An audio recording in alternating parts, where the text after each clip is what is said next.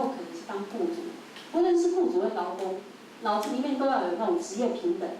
尊严劳动的概念。这样的话，我们才可以跟我们的劳工有一个平等的对待，那才能够创造劳资双赢。那我想我今天的这个报告就在这边先告一段落。如果待会各位有垂询的话，我们来做讨论。谢谢。好，非常谢谢副院长精彩的演讲。那我们办公益讲座的最后就是有个双向沟通啊。那我们采取是一问一答的方式啊。待会儿如果说你有进一步要跟孙处长请教，请您举一个手，让你来向孙处长请教，然后一问一答，有没有问题啊？来跟孙处长请教有没有？好，那好，谢谢，来。这个请坐，刘处长，这个我们今天的讲题是劳资双赢。今天我看处长讲的都是只有单方面劳工赢，资方他的利益在哪里？就是今天我们365天一年，休假就超过100多天，资方每个月是不是要付薪水给劳工？那他到了每个月就要付钱，每个月就要付薪资，再加上您这么多的福利，这个资方他能够撑得住吗？将来我看不久台湾就变成台劳的国家，所以说我认为呢，希望在这个方面呢，劳工方面呢，动辄得咎资方动辄得咎，被告的报纸只讲坏的，不讲好的，这样劳工一告，马上报纸宣扬很大。所以我个人的认为呢，这个劳方跟资方要达到双赢的话，资方也要对劳方有所，就是劳委会对劳工也有所约束，不能说动不动一动劳工就去告一告，你资方就受到损害，动不动东西也不出货，罢工也来了，什么还有工会。所有的这个工厂都有工会，工会动不动就罢工。在这个方面呢，我希望呢，这个我们这个劳委会在对资方方面约束劳方还是有必要。谢谢。我想我们谢谢这个顾问提的一个关键一个观念的问题劳委会或是政府所要约束资方的是个最低的标准，就是你去踩了这条线了，才会去约束。所谓的最低标准，譬如我们讲每天工作8小时对，然后2周46小时，这是最低的标准。你给人家的薪水不能够低于最低工资，这个基本工资19000多，你给高了，那是你们双方就不一定。现在会被政府处罚，就是你连那个最低的都没有办法达到，那个最低就是会影响劳工的生存权，刚刚讲的生存权、工作权等等。会被罚的是这个部分，不会去罚那个很高的，你们双方去议定那个雇主的你的权是什么呢？如果这个人工作不利，违反你的工作，你可以给他解雇可是如果今天他没有这些因素，你要随意解雇，那对不起，那是影响他的工作权。所以政府不会去，政府只会去维护那个一个最低的一个标准。第二个就是说，我们刚刚讲说，他没有工作，他礼拜六、礼拜天，他假日，因为这是本来就是休息他的权利你今天请一个人，不是说早年我们刚刚讲，你请一个人24小时整天在，就是在讲规则嘛，7天休1天嘛，假日的时候要休嘛，这个东西就是你的营运的一个成本，每个国家都是这样没有说哪一个国家说，他们这个都不用休假，大家都有，这个就是你在经营的时候必要的成本。那对雇主来讲，我只要这个必要成本之后，我还能够有利润，那就是你营运上，你能不能更有创意，你的东西能不能有竞争力，这是你作为一个经营者你要面对的挑战。那我的报告里面所讲的，其实我们提到说，今天你如果重视劳动尊严，你有工作生活平衡，你的劳资双赢，雇主赢在哪里呢？雇主赢在你能够有序发展，你能够获利。雇主就是要获利嘛，不然为什么要当雇主？那当然雇主又有他的社会责任。雇主能够把那个劳工、把那个员工照顾得好，你获利之外，你有形象你在这个社会上有你的地位嘛，同时你对这个国家有贡献。我们刚刚讲这些措施都不是福利，都是在法令之外，雇主在经营管理上，我做一些调整，比如说弹性工时，我只是做一些调整，我可能增加一些成本，但是这个员工留下来，减少你的这个所谓的训练成本，可能你训练成本要花的成本更高，多于你给他的这些假，所以算来算去的结果，为什么说双赢？雇主还是没有损失，雇主如果损失，他就不会存在。所以想我们这边的双赢讲的是说，雇主可以得到好的人才，然后同时可以获利，这样才有留下去。那我还是再度的强调，政府的角色只是在维持那个最低的基本的一个生活，不会去管到上面。通常就是你踩那个红线的时候，政府就要帮劳工出面来，不然政府的存在的目的是什么？我立场就这样说明，谢谢。我们刚后面有任何？好，刚孙部长讲这些真的，如果可以实施的话，劳工真的是很有尊严。可是我对劳工，像我们上一次那个去围铁轨，说是那个恶性的倒掉了，然后去给劳工工资这些，我看好像我们社会这一部分好像有好几个这个案子存在，但是好像都没有得到解决。那基本上大家都用情绪化来去处理这一些事件，结果根本没有办法解决。我想请问我们劳工局对这一方面有没有办法去处理？还有那个恶性倒闭的那个跑到外国去做他们的事业，然后他躲过多少年，他就可以不用负责任，他的钱就可以就这样把它污掉。这个我们政府真的无能为力吗？谢谢。是，您的问题也很重要哦。那个卧轨那个事件，那个它发生的很早，发生得很早，但是问题是存在的。那当然，我们早年我们必须要承认，就是说我们早年在经济起飞的时候，我们就会比较觉得说，这个要有雇主有工作，劳工才有生活，所以那个时代的确是比较偏向，就是说立法上没有对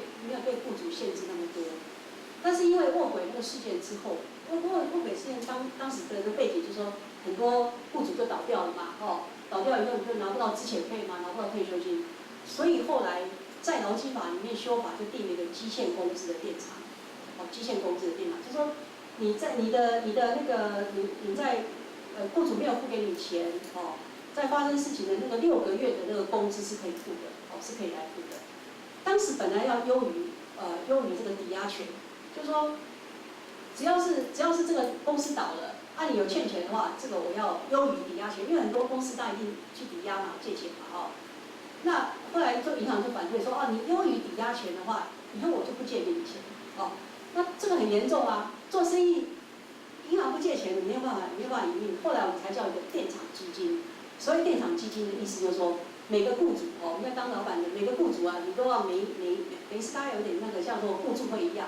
雇主就拿钱出来成立一个基金，当有人倒的时候，就有这个基金来付。当中有些不太公平，我都每天在缴钱，可是我没有倒啊，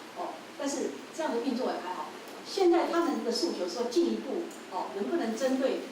这种退休金，那个在卧轨那个就是说退休金的部分，那当年就是因为欠他钱嘛，不是欠他钱，就是说雇主没有付，那雇主又跑掉了。我们现在的规定说你只能打官司嘛，打官司的结果强制执行没有东西啊。他们希望说有退休金的部分，是不是还叫雇主来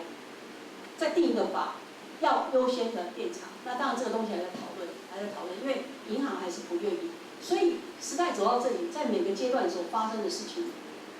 都要靠后面的一些，比如说政府的修法。那的确，我们刚刚讲那个劳退6%，也是因为那样的事件之后，就把它改成说，好，我们就要把它改成一个跟着个人账户来走。可是毕竟还有一些旧的案子在，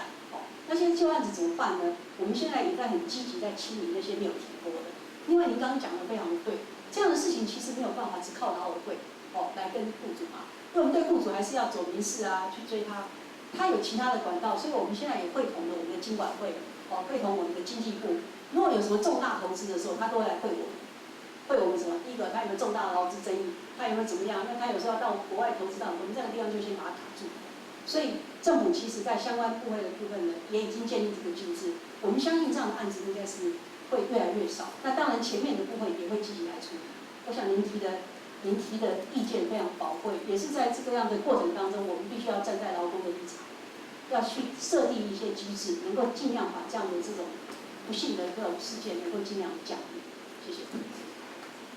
好，来出去。谢谢，非常谢谢这个吴博士，也谢谢这个孙处长。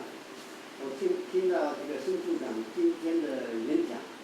是非常的中肯，也非常好。但是我觉得这个演讲本身一个最重要的意见，好像是比较消极，这个做法是比较消极。我认为这个做法应该是更积极的。更积极什么呢？因为这个刚刚谈了这很多东西，什么保障这个劳工啊，或者什么东西，我认为应该积极的要这个劳资双方要积极的变成我们国家的所有企业变成一个非常和谐、非常积极，对国家经济有贡献的，对人类有贡献，不是到这个工厂里面或者这个团体里面变成一个非常身心灵健康的这个方面，好像很多的发言一样，很多的这个声明一样，很多的诺言一样，我们我认为这个劳工委员会应该要把这样的精神，积极的精神，要使每一个地方、每一个员工、每一个工厂变成一个非常美丽、非常的雄壮、非常的诺言的地方，员工也诺言，老板也是赚很多钱，国家也很富强，不要变成是消极的、防备的，或是管制人家的。我认为这个政策呢，应该要改变心态，从消极的这个心态变成积极的，促进我们的所有的工厂的老板怎么赚钱，员工在这里面可以享受他的人生，把他的精力、把他的能力、把他的智慧贡献，然后使双方变成一个非常荣华富贵的一个团体。谢谢。谢谢，我想这个建议非常好。我们在这个报告里面有一点提到说社会对话，我们现在的劳工雇主跟劳工之间对话是比较少，可能跟我们的国情有关，我们的工会不是那么发达，所以劳工比较没有什么机会跟雇主平起平坐对话。所以为什么我们刚刚讲那个劳动三法的通过很重要？我们让那个工会的管制少一点，我们有团体的协商，要建立这样的一个机制。那个社会对话在我们劳委会里面有一个部门，我们也是一直在推动。我们就是因为没有办法建立对话，就没有办法像这先进提到的，感觉上如果他们自己能够自己变成一个很好的一个这种机制是比较好的。可是呢，比较遗憾的是，因为现在的工作也不确定所以现在的工会的产业工会其实是比以前少，职业工会比较多。那这也是为什么劳委会一直这样在鼓励这种对话。另外，我们刚提到那个我们的工作跟生活平衡我们一直要发掘好的案例。我们刚最后面讲的那个东西，都是我们现在台湾有一些公司已经这样做的。我们希望有更多的好的案例拿出来，让企业的老板知道说，你不是只有在那边生产获利，你应该重视跟劳工之间的沟通，然后让劳工参与。让劳工的参与之后呢，其实对你整个企业的管理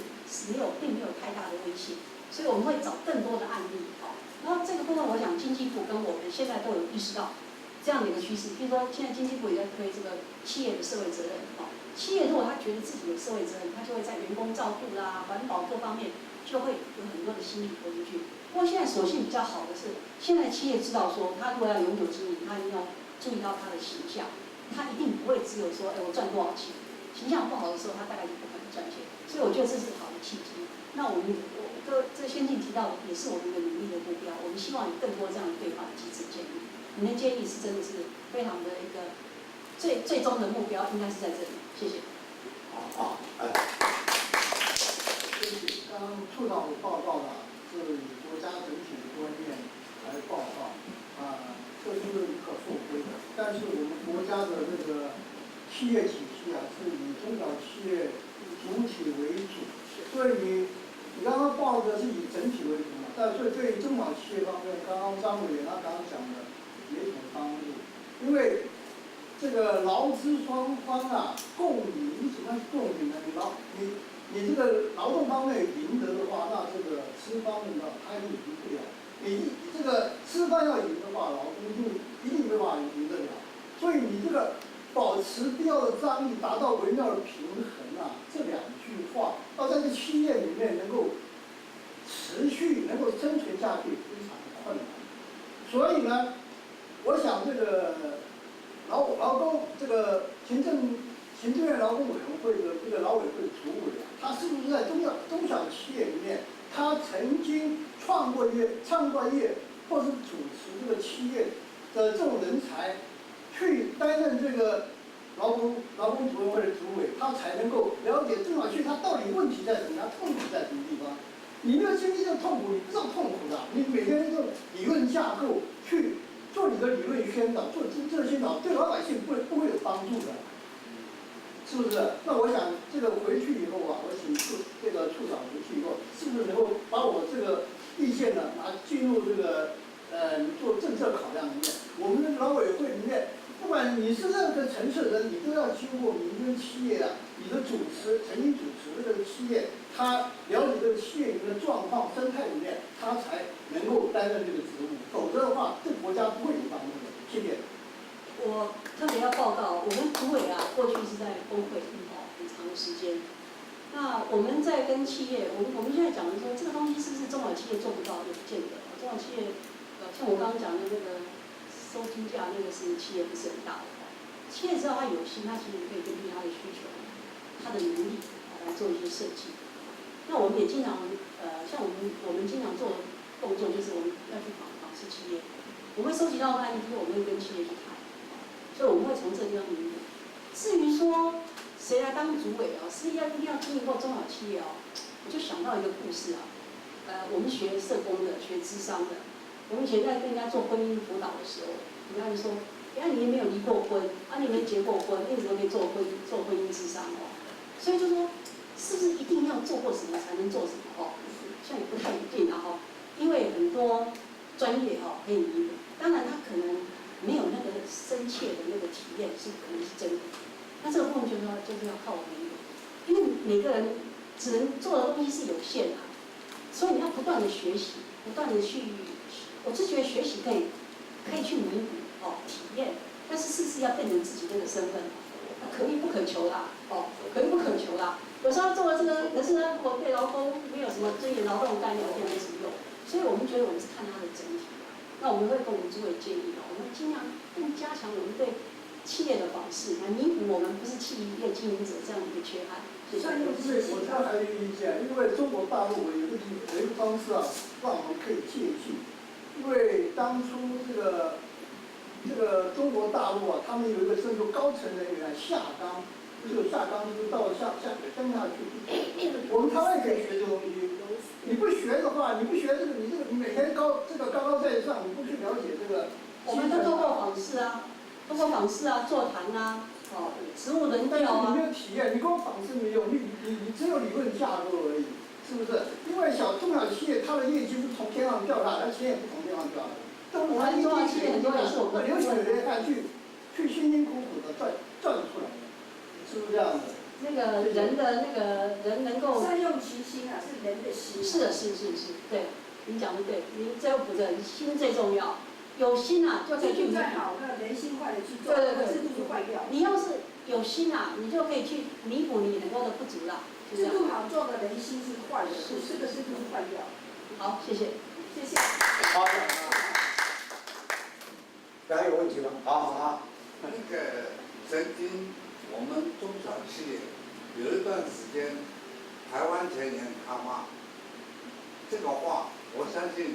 处长你也听过的。那段时间为什么台湾会赚钱？后来我到大陆去演讲过一次，他们问我这个钱为什么台湾会有这么多？我说不是大陆运过来的，也不是天上掉下来的，是我们台湾人自己水牛的精神而打拼出来的。曾经和其实现在大陆的个体户就是我们中小企业原来的中小企业，所以现在大陆你看看马上经济起起飞这么快，台湾马上掉下来，为什么？教育的问题。现在职业教育、专科教育没有了，大家我都是大学生，我要领大学生的待遇，但是没有做到大学生的工作。所以在这个方面，你们劳委会应该要去考虑台湾前面他妈那段时间的为什么会台湾能赚那么多钱，进口出口的问题，你要看。我的报告里面曾经提到一个青年就业，我们过去以前青年就只管那个高中职的啦，大学他自然毕业就有工作了嘛，曾几何时连大学毕业都有困难，所以我们很早以前把我们的职业训练啊、职场体验啊，全部都做个结合，但是我觉得这是不够的，因为这个东西啊，台湾前云卡巴有它的背景，不可能永远嘛，对，你慢慢的你的薪水高了啊，还有别人跟你更拼，还有创新啊各方面。我觉得要解决这个问题啊，当然不是只靠劳委会，劳委就是那个人力供给部门要很大的力气。我们昨天才为了这个事情开了会的，就是说这个东西大家要配合，我们的产业何去何从？我们下一个产业在哪里？我们要有很多的创新。我相信大陆也一样啊，它也有危机啊，它接下来它不可能永远的荣景，它面临很多的。我想过去一定没有人注意到说那个手机，对，曾几何时，你看这个手机改变了一切，手机上面什么都可以查。你看很传统的那些都已经不行，创新大概是唯一台湾的一个出路。然后我们的人啊要重新做改造，在讲很好说，我们现在很多学历很高，可是我们可能这个东西都搭不起来，很多东西千头万绪。还有过去我们当然小孩子都是让他自由发展，现在小孩子保护太多了，那个去面谈有妈宝，对，妈妈陪着去面谈。我们以前出去了1个月没回来，尤其男生听我们那个2个月没回来家里会找。现在不是没得去哪里，整个我们的概念也是要改的。这样可以也是有一个。我这边还有2句话，这个提供这个处长参考，这是网络上现在流传的。他说我的公司啊经营不善会倒掉，但是政府呢经营不善的话，他薪水照领，然后这个奖金照发，然后还有退休金，就这2句话。就我和政府一样，我经营不善的话，我就垮了。那政府经营不善的话，他绩效奖金啊、年终奖金啊、红利啊，就有照领。那这个政府怎么样去让它健全呢？我想请处长回去是不是能够在这方面？我想那个虽然不是劳委会主管，但是我们是一个团队嘛。这个东西在行政院都是很严肃在看的。把这个问题带回去啊，就是因为你公司都倒闭，政府也不可能撑下去，就是靠民众的税收嘛，所以政府不会坐视不管，不会说那个没有税收，政府怎么存在？我相信这个问题是非常的严肃的，都要去面对的，要放心，一定会要去面对的，谢谢。好，非常谢谢啊，各位刚才孙处长精彩的演讲。表示孙处长因为是临危受命啊，我听了这个整个的演讲内容啊，他讲得非常的好，那也感谢他这个所谓精彩的回应，刚刚回答各位的问题啊。主办单位感谢孙处长在百忙之中莅临今天送一个纪念品啊，送给孙处长。首先请我们王社长代表我们几个功能嘛，就是 APK 的4级，还有升级，还有广告，这3个。设置跟那个基本上都你们这里都不会用到，对。E-Take 也有。啊 ？E-Take。所以这是大文取的名字。哦，不是我们那个。不是。对，他不会管到车子。我们回到那个后台设置那边。好。那个订单的部分啊，就是那几个选项，可不可以看一下？订单好啊。出货确认单嘛。这是那个你做完刚才我说的那个分配的动作之后，那就会变成一个订单，你点一下订单详情，他就会跟你讲哪一个，然后发给谁这样子，类似。假如说这基本上都已经是在事后，你可能觉得你有发错或怎样的时候，要去追踪，你可以在这边看。然后设置确认单，搞定了，应该是退货了，退货订单，就是说基本上你可以把它想成这系统整个，它是一个刚才讲的大盘、中盘、小盘的概念。那这里的意思是说，当可能一级运营商有一些那个就是它有一些盒子有故障或毁损，或者是它不玩了，它把盒子实体上盒子是走实体的，你们的logistic 的流程，可是系统端你等于是还要回来嘛，因为你可能还要再下发给不同的人嘛，所以它这里就会跑出来，它那边系统端要去做退货，然后在这administrator就会看到，它的货它的盒子的管理权限，就系统而言就是管理权又回到我身上了，我可以再分发这些序号了，等你实际上运作的时候就是可能这些实际上盒子回来了，然后再发给另外一个人，然后再转出去。那它序号有几种动态？比如说像3601